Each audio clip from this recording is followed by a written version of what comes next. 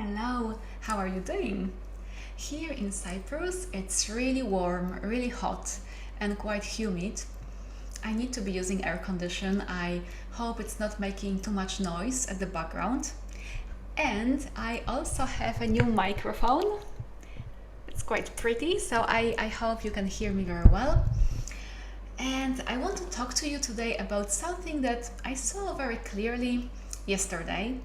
And it's one of the things that you kind of know it, but sometimes it just clicks on a deeper level. And then you can use it very easily, and it's like a very helpful tool. So, I want to talk about an inner compass as a metaphor for, in different situations, what we are orienting towards. What is our driving principle for how we are perceiving situation, how we are reacting to different people, different occurrences, to what is arising in us also, to our emotions, to our sensations, to our thoughts. Very often, and it's such a human thing, so there is absolutely no judgment there, but very often the compass that we are using to orient ourselves and to make choices is not a compass that we chose.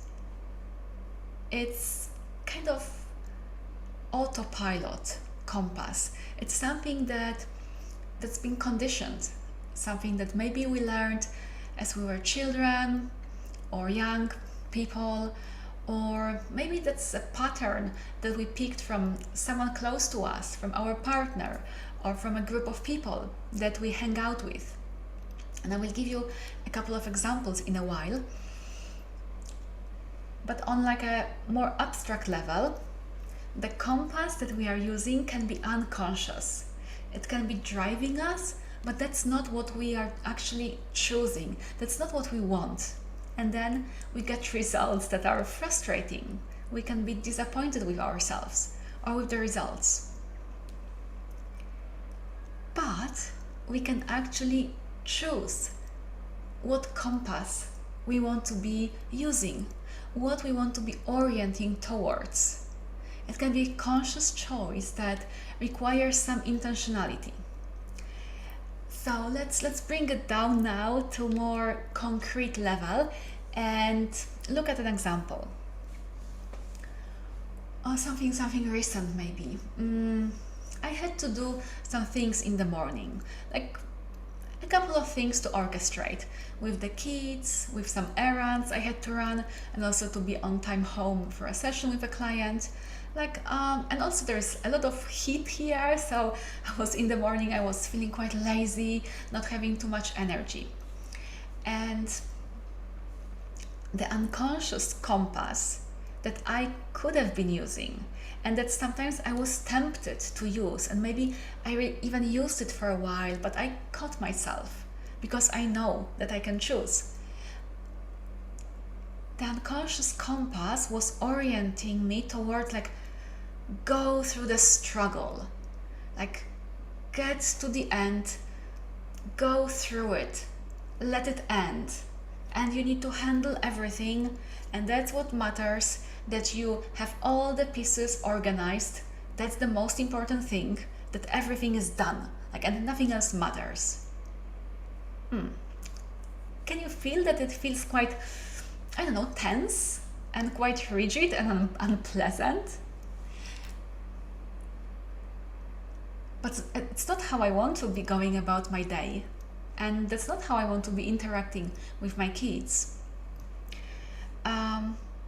So the compass that I chose consciously, I decided I would orient myself towards ease and connection. And you can think, okay, Carolina, you can just say that you want it, but it doesn't mean that you suddenly will start behaving in a different way. And I would say that actually it can mean that. There is huge power in making a decision and then just being committed to this decision, and not like committed in a rigid way, but like yes, being yes to it, being yes to what I really want. So this is what I really wanted: ease, connection, my well-being, my wellness, and the wellness of those around me, in this particular case my kids. And sometimes I was tempted when I was maybe lost in thought, planning what to do next, what is the order of the things I need to be doing, and my daughter suddenly asked me something, like from the first place of orientation, from the first compass of go through the struggle and achieve the result. Like the reaction was, she's an obstacle. Her words are like interference, and it brought up like irritation. And I was actually observing that a little bit of this started to be happening, and then I'm telling you, it was quite easy just to remind myself, well, no, I'm not in this landscape of going through the struggle. I am in a different landscape. I'm in a landscape of ease and connection. And actually, it was surprisingly easy. When it was clear to me what I really want, ease and connection, that's my priority, it was obvious what to do. It was obvious not to grab and consume the thought of, she's an interference, but just breathe, let this go, and just ask her what she wanted, and be kind of easy about it. And I got everything done, what I needed, and even something extra. And it was really easy. It also felt like the first compass, if I was to compare it to a kind of inner landscape, it felt like moving through a swamp that is pulling me down, and it's hard and difficult, and there are rocks. So it's unpleasant, and it's like, bad feeling. And it's so easy to get irritated in such state. But the second place of orientation, the compass I chose, I am choosing ease and connection. It felt more like a kind of pathway in a forest that sometimes was a bit uphill, so it required me to put some energy, some effort in it, but not struggle, some muscle power, because I still had to do some things. But I love walking in a forest. Even if my muscles hurt a bit, it's still like very enjoyable. So that was like an easy choice. And yeah, I'm curious if it's resonating.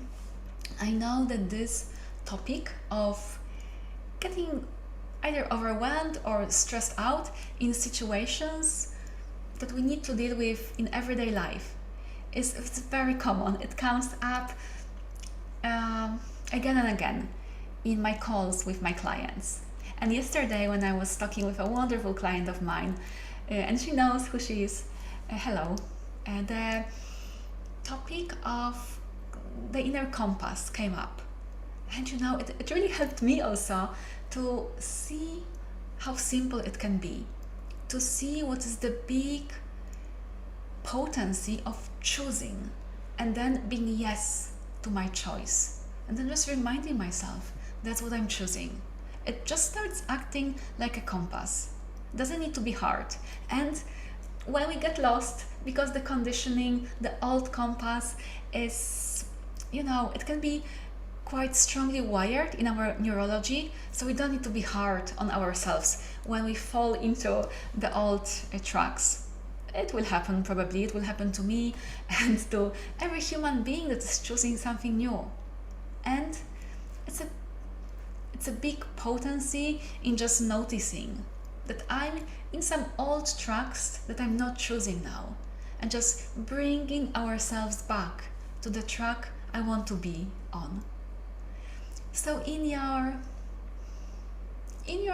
daily life, in situations that you deal with every day, that's something maybe you will be doing this afternoon, what are you choosing?